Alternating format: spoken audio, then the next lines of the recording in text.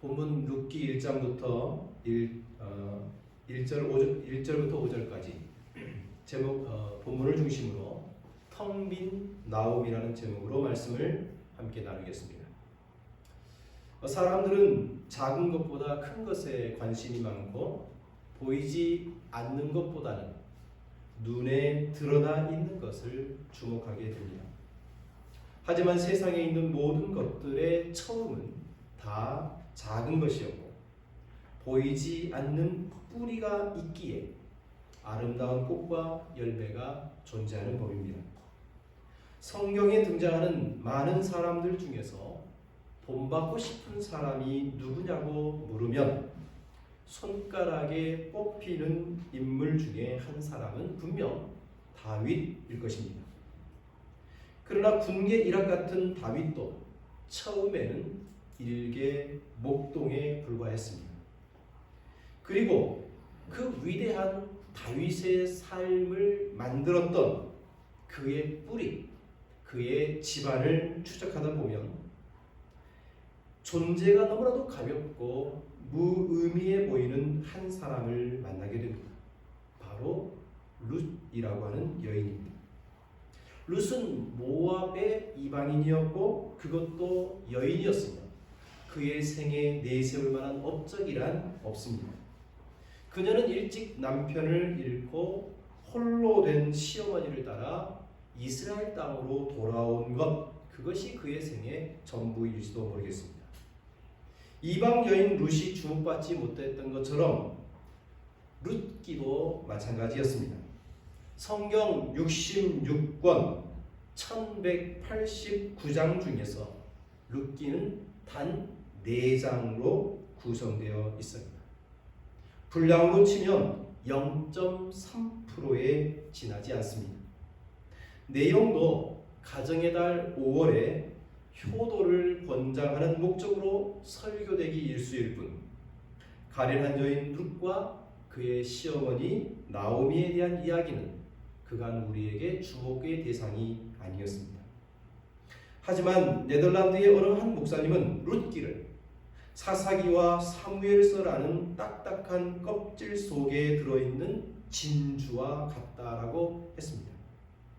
룻기는 단순히 시어머니와 며느리의 관계, 며느리의 효를 강조하고자 하는 이야기가 아니라 룻기야말로 인간을 구원하시는 하나님의 구속사를 압축하고 있는 감동적인 한 편의 드라마다라고 이야기했습니다. 우리는 오늘부터 몇 주간 동안 구원의 대서사실을 압축하여 이야기로 전해주는 룻기를 통해 인간을 구원하시고자 하시는 하나님의 그 뜨거운 사랑과 열정적인 감동을 함께 나누고자 합니다. 우리가 룻기에 대해서 알고 있는 오해 중에 하나는 룻기의 주인공이 누구인가 하는 것입니다. 룻기니까 룻이라고 하는 여인이 주인공이겠지 라고 생각할 수 있습니다. 물론 그의 말도 틀린 것은 아닙니다. 하지만 우리가 룻기를 집중하여 관찰하듯이 읽다 보면 1장과 4장에는 룻이 거의 나오지 않습니다. 오히려 1장과 4장은 나오미가 모든 이야기의 중심을 차지하고 있음을 우리는 금세 확인할 수 있습니다. 1장에서는 텅텅 비어가는 나오미의 모습을 보여주고 4장은 그 텅 비어진 나오미가 기쁨으로 가득 차오르는 모습을 볼 수 있습니다. 다시 말해서 룻기의 처음인 1장과 마지막 4장, 그러니까 룻기 전체를 이루는 룻기의 전체적인 틀은 바로 나오미가 이끌어가고 있다는 것입니다.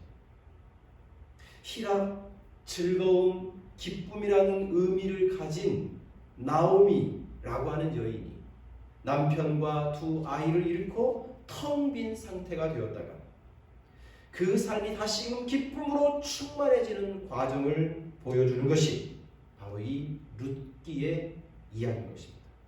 우리 이 점을 기억하고 이제 룻기 속으로 들어가 보도록 하겠습니다. 자, 우리 다 같이 1절을 함께 읽겠습니다. 사사들이 치리하던 때에 그 땅에 흉년이 들리라. 유다 베들레헴의 한 사람이 그의 아내와 두 아들을 데리고 모압 지방에 가서 거류하였다. 여러분, 이 1절은 룻기를 읽으면서 우리가 상정해야 되는 몇 가지 배경을 소개하고 있습니다. 첫 번째 배경은 시간적 배경입니다. 우리가 옛날 이야기를 보통 시작할 때 가장 일반적으로 사용하는 관용구는 옛날, 옛적에 이렇게 시작을 했을 겁니다. 하지만 룻기는 사사들이 치리하던 때라는 말로 시작을 합니다. 즉, 이 이야기는, 룻기의 이야기는 사사 시대에 일어난 역사적인 사건임을 밝히고 있는 겁니다. 따라서 룻기의 이야기는 민담이나 동화에 기초하고 있는 것이 아니라 이스라엘 사사 시대 속에서 일어난, 그리고 실증이 가능한 이야기임을 강조하고 있는 거죠. 두 번째는 환경적인 배경으로 흉년이라는 상황을 상기하게 합니다. 흉년의 히브리 단어는 라브입니다.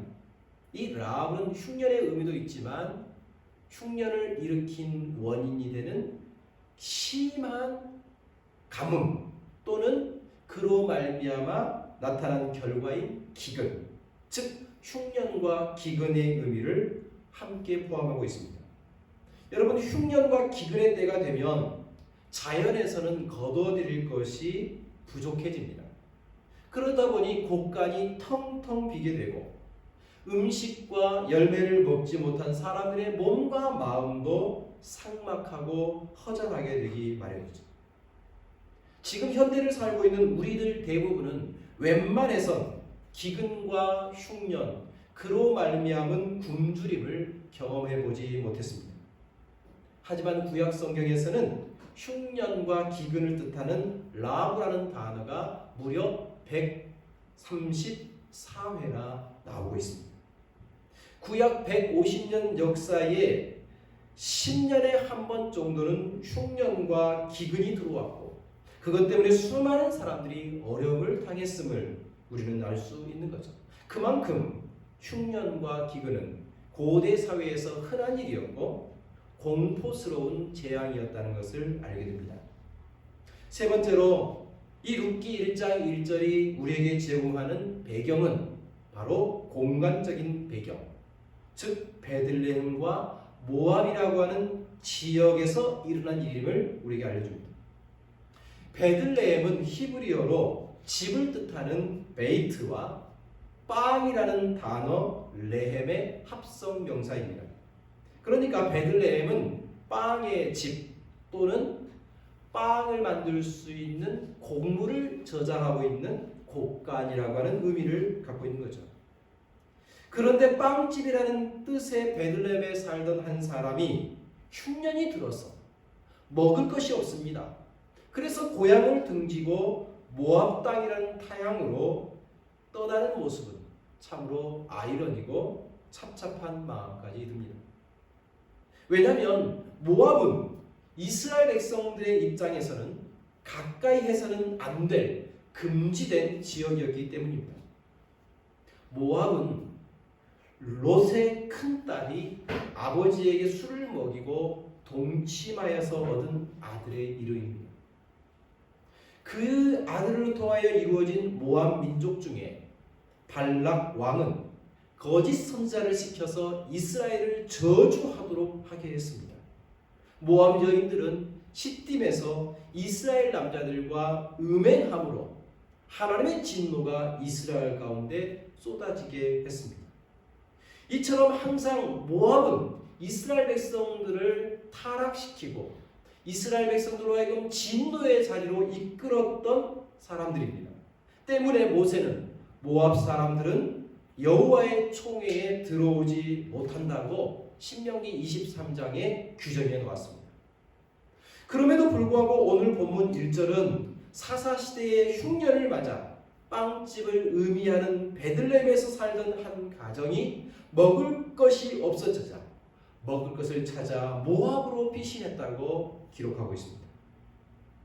이것을 보면서 혹자는 너무 쉽게 신앙과 믿음을 저버린 잘못된 처사라고 비난한 사람이 있을 수 있습니다. 하지만 기근과 흉년이 얼마나 고통스러운 것인지를 아는 사람은 이들의 행동에 어쩌면 이해하며 동정표를 던져줄지도 모르겠습니다. 마시모 몬타나리의 유럽의 음식 문화라는 책에 이런 내용이 있습니다. 750년부터 1100년 사이에 유럽 전체에 기근이 29번이나 기록되어 있습니다. 12년에 한 번꼴로 대기근이 발생한 것입니다. 글라베르라는 사람의 글에 의하면 1032년부터 1033년 사이에 다음과 같은 일이 일어났다고 합니다. 기근이 전 세계에 퍼져서 전 인류를 죽음으로 몰아넣을 기세였다. 그러는 동안 4발 짐승과 새들을 다 잡아먹고 나서 사람들은 끔찍한 배고픔에 어떤 더러운 것도 다 먹어치웠다. 나무 뿌리와 숯을 먹어 죽음을 면해 보려고도 하였으나 소용이 없었다. 그 시기에 오 불행이여, 기아의 광증은 인육을 먹도록 만들었다. 여행자들은 그들보다 힘센 사람에게 사로잡혀서 몸이 절단되어 불에 구워졌다. 수많은 사람들이 과일 1개나 계란 1개로 아이들을 으슥한 곳으로 꼬여서 죽인 다음 먹어버렸다. 마치 식인 풍습이 관습인 것처럼 어떤 사람은 트루니 시장에 인육을 갖고 와서 팔았다. 그 사람은 체포된 뒤에도 자신의 죄를 부인하지 않았으며 그래서 결박해서 화형에 처해졌다. 그 인육을 땅에 묻었더니 다른 사람이 파서 먹었다. 그 사람 역시 화형에 처해졌다. 여러분, 이처럼 기근과 흉년은 인간의 인간됨을 포기하게 만들 만큼 힘들고 어려운 것입니다. 만약 이런 고통이 우리에게 닥친다면 우리는 어떤 선택을 할까요? 이런 흉년 속에서 고향을 등지고 떠난 이 사람들을 비난하기보다는 어쩌면 나도 그랬을 거라고 동정표를 우리도 던지진 않을까요? 놀라운 것은 이런 극심한 사람의 힘으로는 극복할 수 없는 흉년 속에서도 인간이 인간 되기를 거부할 만큼 타락하고 비참해진 역사의 현장 속에서도 하나님은 당신의 구원 계획을 계속해서 진행하셨다는 것입니다. 이제 2절 말씀을 보면 드디어 흉년을 견디지 못하고 모압으로 떠나버린 유다 베들레헴 사람, 그리고 그의 아내, 그리고 그 두 아들이 누구인지를 구체적으로 밝혀주고 있습니다. 우리 2절을 같이 한번 읽겠습니다. 그 사람의 이름은 엘리멜렉이요 그의 아내의 이름은 나오미요 그의 두 아들의 이름은 말론과 기런이니 유다 베들레헴 에브라 사람들이더라. 첫 번째로 등장하는 인물인 가장은 엘리멜렉입니다. 그 이름의 뜻은 나의 하나님은 왕이시다라는 의미입니다. 아마도 그의 부모님은 경건한 사람으로서 이 아들이 여호와 하나님을 왕으로 모시고 살기를 바라며 이렇게 귀한 이름을 지어 주었을 것입니다. 두 번째, 그의 아내의 이름은 나오미입니다. 이 나오미라는 이름은 희락과 기쁨과 즐거움을 뜻하는 히브리어 단어 나옴, 거기에 소유 전미사인 이를 붙여서 나의 즐거운 자라는 뜻을 가지고 있습니다. 세 번째로 가장의 아들들을 소개합니다. 이 가정의 두 아들의 이름은 말론과 기런입니다. 성경 언어학자들은 말론을 병든이라는 의미를 가지고 있고 기런은 약하다라는 뜻을 가지고 있다고 추론을 합니다.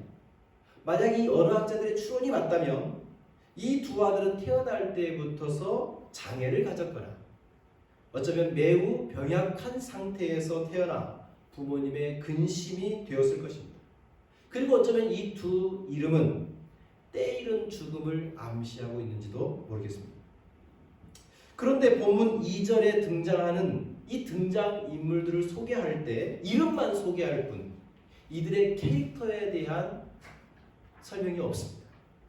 이들의 외모가 어떻고 성격이 어떠며 도덕적인 성품과 그들의 삶이 어떤 내용이었다는지에 대한 전혀 언급이 없습니다. 대신에 이들 모두가 유다, 베들레헴, 에브랏 사람들이었다는 점만 부각시켜주고 있습니다. 그렇다면 유다, 베들레헴, 에브랏 사람들이란 왜 그렇게 중요할까요? 왜 그 점을 강조하고 있을까요? 여러분, 에브랏은 베들레헴의 옛 지명이 분명합니다. 에브랏이라는 지명이 처음 등장하는 곳은 창세기 35장 16절입니다. 야곱이 사랑했던 라헬이 베냐민을 낳다가 산고 끝에 죽습니다. 그 사랑했던 라헬을 장사 지낸 곳이 바로 에브랏입니다. 또한 나중에 이 에브랏 지역에서 이스라엘의 선망의 대상이 되는 다윗 왕이 출생합니다. 그리고 먼 날 선지자 미가는 한 다스리는 자가 바로 베들레헴 에브라다 지역에서 나올 것이라고 이야기합니다. 바로 이 베들레헴 에브라다가 오늘 본문에 등장하는 베들레헴 에브랏의 또 다른 이름인 것이 분명하죠. 이처럼 유다 베들레헴 에브랏은 유다 왕 다윗의 출생지이고 인류를 구원할 메시아 예수님이 태어날 곳으로 지목된 하나님께서 이스라엘 백성에게 약속으로 주신 땅 중에서 어쩌면 가장 중요한 의미를 가지고 있는 곳입니다. 이런 것을 종합해 볼 때 엘리멜렉의 가정이 흉년을 견디지 못하고 약속의 땅을 떠나 하나님께서 금지하신 모압 지방에 들어가 살았다는 것은 어떤 이유에서든지 합당해 보이지는 않습니다. 그러나 놀라운 것은 이렇게 하나님의 백성으로서 합당한 삶을 못한 이들이지만 이들을 통해서 하나님은 여전히 하나님의 놀라운 구원 계획을 진행시키고 있다는 점입니다. 지난 주일 설교 시간에 나눴듯이 일본의 대문호 엔도 수사쿠는 자신의 침묵이라는 책을 창작할 때 후미에를 모티브로 했다고 했습니다.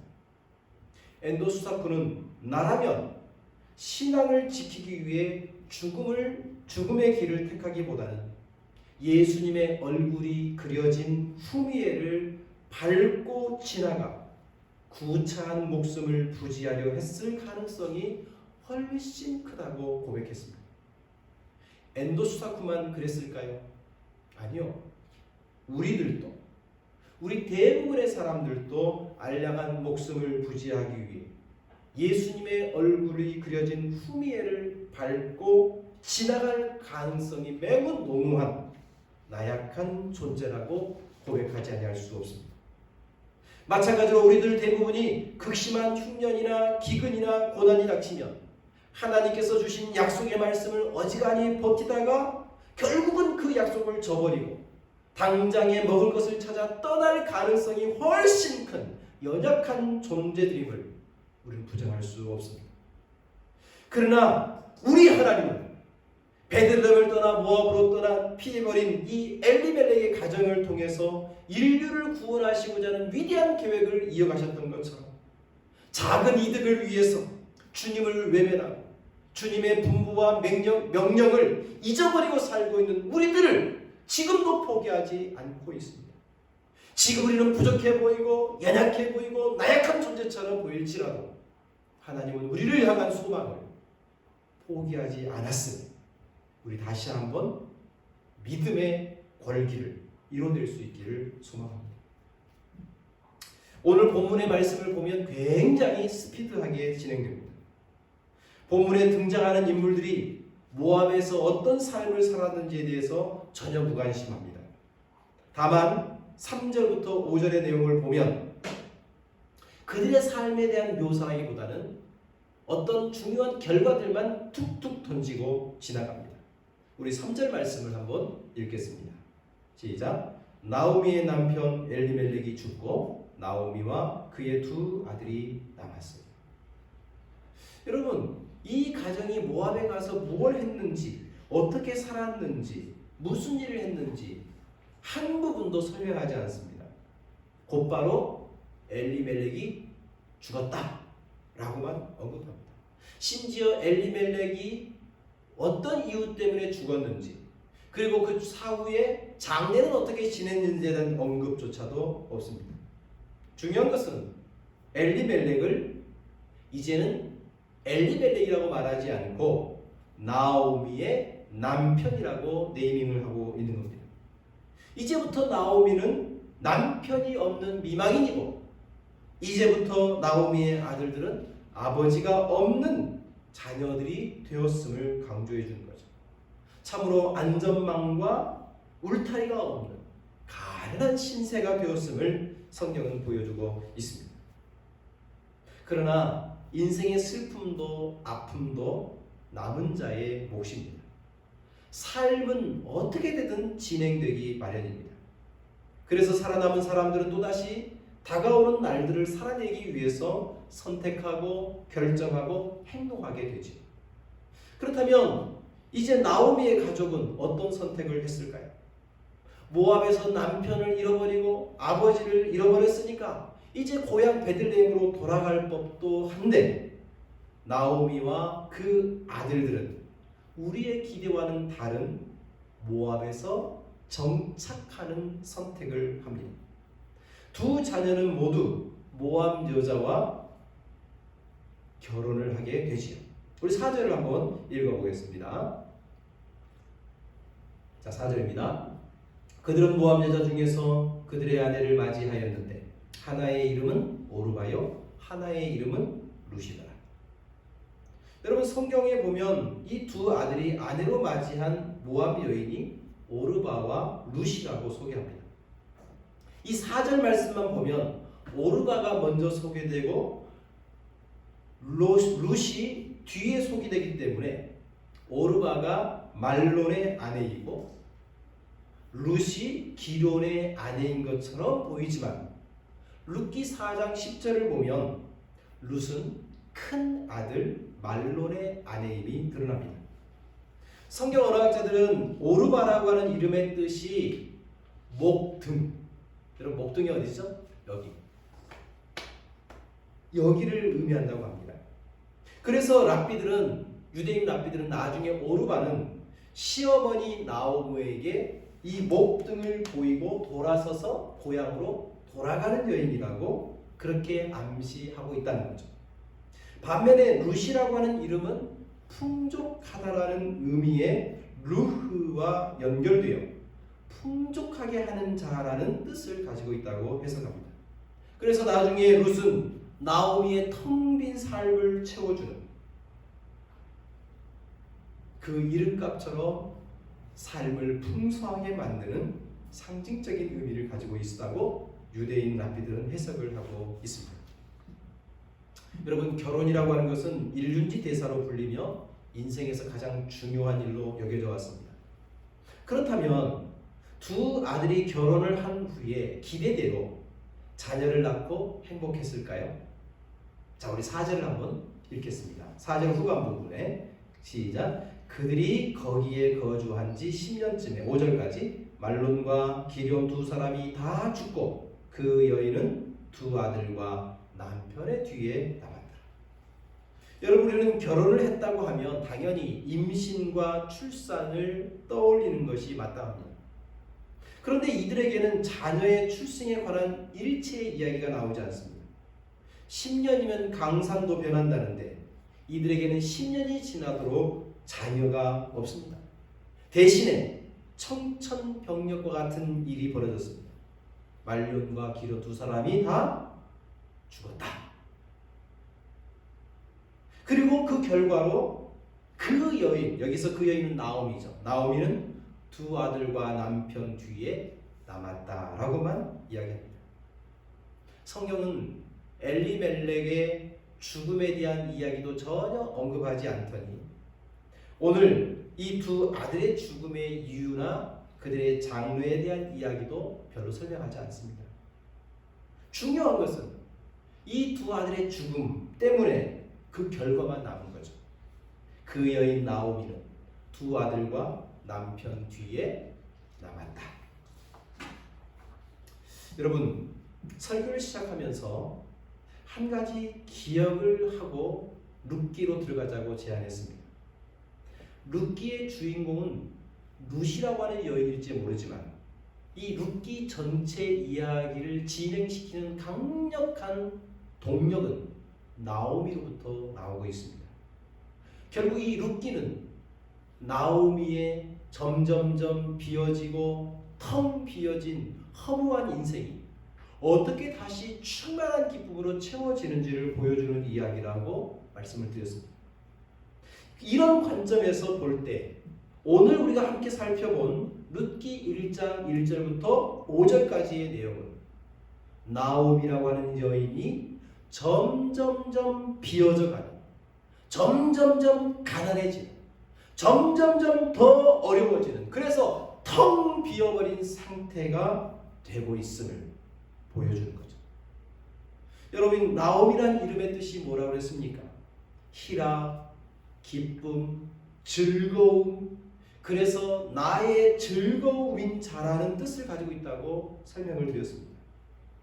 그러나 나오미의 삶은 시간이 가면 갈수록 그 기쁨과 희락과 행복함이 더해가는 것이 아니라 시간이 가면 갈수록 믿고 의지했던 남편도 사라지고 그 풍성했던 베들레헴 에브라스로부터서 멀어지고 심지어 남편보다도 자신의 목숨보다 더 사랑하는 아들이, 그것도 하나가 아닌 두 아들 모두가 어느 순간 어느 순간 죽고 결국 나오미는 슬픔만 가슴에 품은 여인이 되고 말았습니다. 여러분, 세상의 모든 물건들, 세상의 모든 봉지나 자루에는 뭔가를 채우면 더 이상 들어갈 수 없는 꽉 찬 상태가 됩니다. 그러나 사람의 마음은 묘하게도 채우고 채워도 채워지지 않는 빈 구석을 가진 아주 신비로운 것이 사람의 마음입니다. 여러분, 어떤 의미에서 보면 이 사람의 마음은 모든 것을 채우고도 만족할 수가 없는 거죠. 그런데 오늘 이 나오미는 자신이 가지고 있었던 모든 것들을 다 잃어버리는 참으로 가련한, 참으로 불쌍한 텅 빈 깡통처럼 되고 말았습니다. 결국 이 나오미는 5절 끝부분이 우리에게 알려주듯이 두 아들과 남편의 뒤에 남았다 라고 하는 결과를 우리에게 보고합니다. 여러분, 두 아들과 남편 뒤에 남았다는 말을 뒤집어 보면 나오미의 눈 앞에는 두 아들의 죽음과 한 남편밖에, 죽은 남편밖에 없었다는 거예요.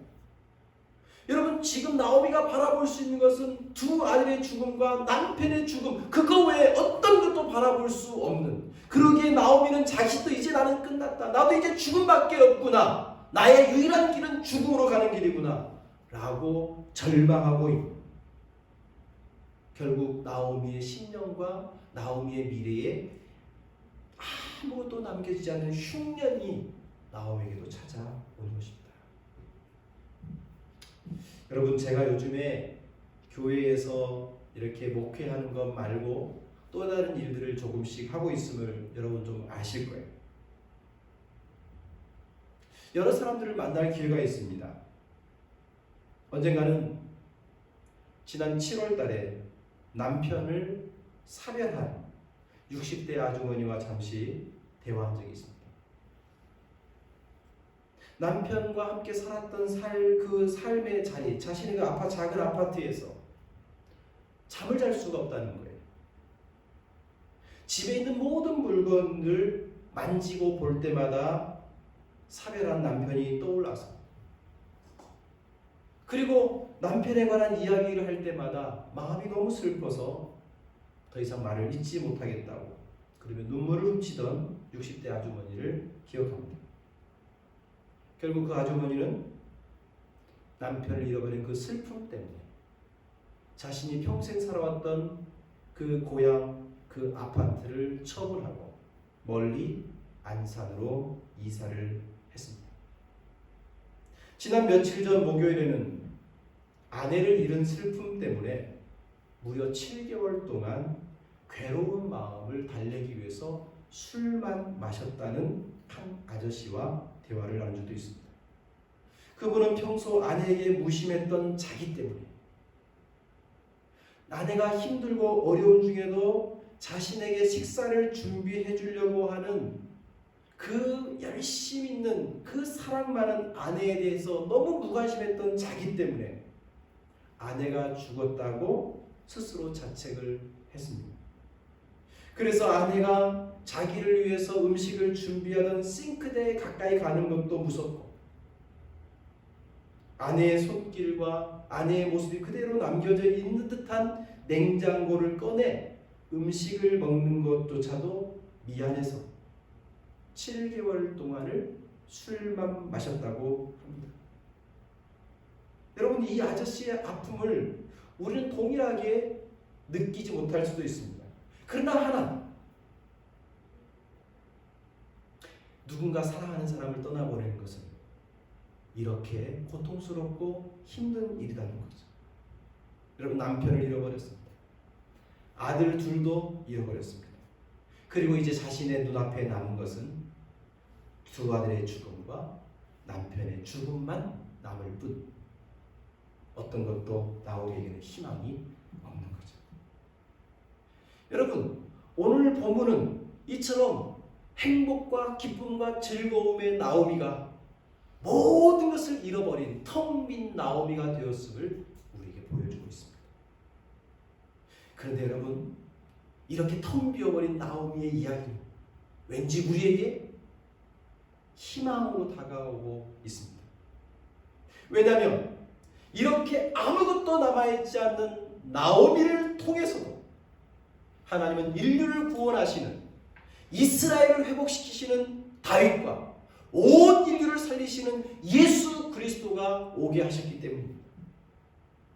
그러기에 어떤 희망도 가질 수 없고 죽음밖에 바라볼 것이 없었던 나오미를 통하여 온 이스라엘과 온 인류를 회복시켰던 하나님의 위대한 계획이 성취되었다면 오늘 어쩌면 우리를 통해서도 하나님은 크고 놀라운 일들을 이룰 수 있다고 하는 믿음의 소망을 우리가 갖게 되는 겁니다.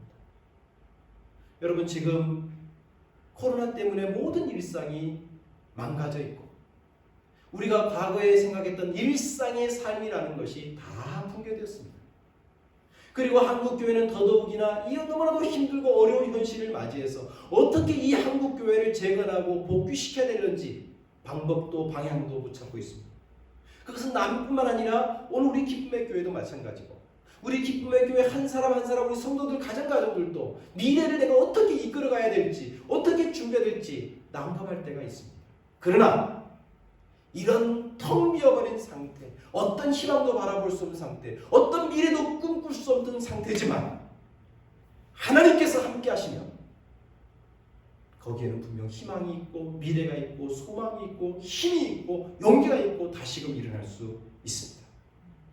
그러기에 오늘 우리 다시 한번 우리 인생을 참으로 회복시킬 수 있는 분은 하나님임을 바라보면서 다시금 주님을 향한 믿음의 용기를 회복하고 주님께로 오늘부터 한 걸음 내가 더 가까이 가야지 결심하는 믿음의 성도 되시기를 주님의 이름으로 축복합니다. 텅 비어버린 나오미에게, 희망 없는 나오미에게 하나님께서 새 일을 일으키셨던 것처럼 하나님께서 지금 오늘 우리에게도 함께 주신 그 나오미의 하나님이 우리의 하나님이 되십니다. 그 하나님 붙잡고 믿음으로 나아가는 우리 모든 성도 되시기를 주님의 이름으로 축복합니다. 기도하겠습니다. 살아계신 하나님 아버지, 우리 인생에도 뜻하지 않는 흉년이 찾아오고 믿고 의지했던 남편과 같은 울타리가 무너지고 목숨보다 소중하게 여겼던 두 아들이 죽어버리는 그 절망감이 우리에게도 찾아올 수 있음을 우리는 알고 있습니다.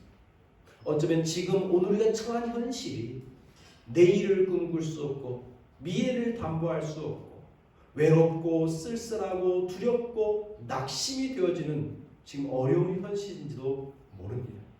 그러나 아무것도 바라볼 수 없었던 텅 빈 나오미를 통하여 이스라엘을 회복시키시고 온 인류를 회복시키기 위하여 예수 그리스도를 보내주셨던 것처럼 오늘 우리도 희망을 기대할 수 없는 우리들이지만 오늘 우리들 속에서도 하나님 말씀하여 주시고 하나님 찾아와 주시고 하나님 다시금 역사해 주시면 우리도 새로운 내일을 맞이할 수 있으리라 확신합니다. 그러니 오늘부터서라도 내 인생의 소망과 희망은 주님밖에 없음을 믿고 주께로 한 걸음 더 나아가는 주님을 바라보고 주님을 의지하고 주님을 신뢰하는 믿음의 사람으로 살아가는 우리가 되도록 주님 도와 주옵소서. 우리의 희망이 되신 예수님의 이름으로 기도드립니다. 아멘.